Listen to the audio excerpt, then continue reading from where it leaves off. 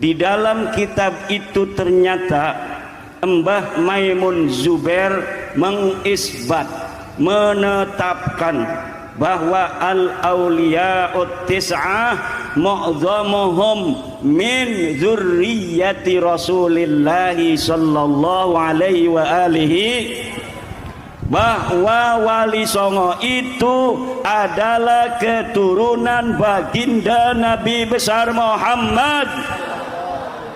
Melawan penjajah hanya bisa dilakukan oleh orang-orang yang sadar bahwa dirinya sedang dijajah.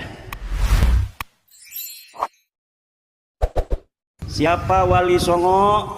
Penyebar agama Islam di Indo. Sebelum datang ke Sokaraja, ada kiai dari Wonosobo datang ke rumahnya Kang Mas Agus Mariono. Di sana membawa kitab Kalla Saya'lamun karangan Mbah Maimun Zubair Sarang, Rembang.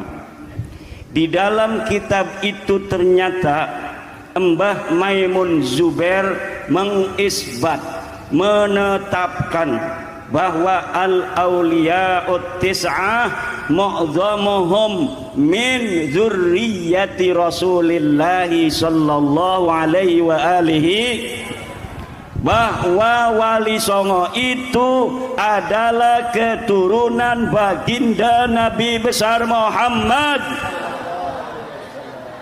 Keterangan Mbah Mun itu ada di kitab Kalla Saya'lamun ketika menafsiri Inna a'tainakal kautsar fasholli li rabbika wan inna syani'aka huwal, bahwa kata Mbah Mun, para penyebar agama Islam di dunia, wabil khusus di Indonesia ini, adalah kebanyakan mereka adalah keturunan baginda Nabi besar Muhammad.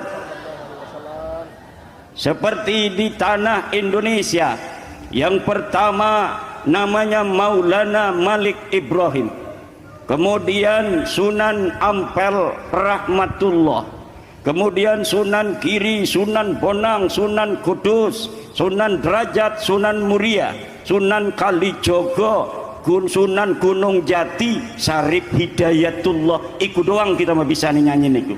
Sunan Gunung Jati, Syarif Hidayatullah. Teger ngedeleng penyanyi nek.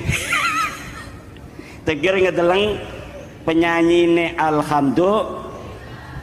Tapi ternyata zaman sekarang ini ada upaya pembelokan dari para orang-orang yang tidak bertanggung jawab, bahwa yang menyebarkan agama Islam di Indonesia katanya bukan Wali Songo, tetapi adalah orang-orang klan Baklawi dari Yaman.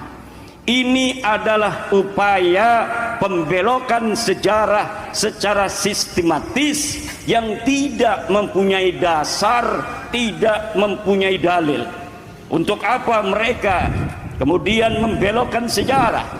Karena mereka ingin hari ini orang-orang yang dinisbatkan kepada orang-orang yang dulu berperan dalam kesejarahan itu mendapatkan bagian-bagian penghormatan dan privilege dari apa-apa yang mereka klaim sebagai pahlawan, yang mereka klaim sebagai bagian daripada leluhurnya, padahal tidak terkonfirmasi oleh data apapun bahwa leluhur mereka adalah para pejuang. Tidak ada, bahkan leluhur mereka ada data sejarahnya di Leiden. Saya pernah ke Leiden, Belanda, bahwa mereka adalah leluhurnya orang-orang yang bekerja sama dengan Belanda.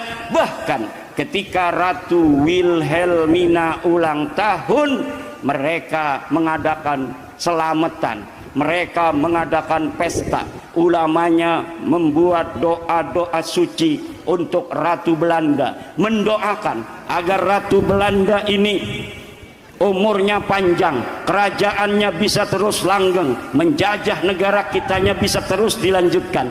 Inilah yang terjadi. Leluhur-leluhur kita, orang-orang Banten sudah mulai mengusir Cornelis de Houtman pada abad ke-16. 1500-an Belanda datang ke Banten, kemudian ngomongnya mau dagang, tetapi memonopoli. Orang-orang asli di Banten tidak diberikan akses untuk berdagang. Sultan Maulana Hasanuddin murka, kemudian diusir oleh Sultan Maulana Hasanuddin pedagang-pedagang dari Belanda. Kemudian pada zaman Sultan Abul Mafahir Mahmud Abdul Qadir, Sultan keempat Banten, Belanda kemudian semakin kuat karena dia diusir di Banten pada abad ke-16. Maka pada abad ke-17 Belanda membuat sebuah benteng di Batavia, sebagai tujuan utamanya adalah mengamankan bisnisnya. Tapi lama-kelamaan mereka merekrut pasukan-pasukan pribumi untuk dijadikan prajuritnya. Akhirnya disuruh perang sama Kesultanan Banten.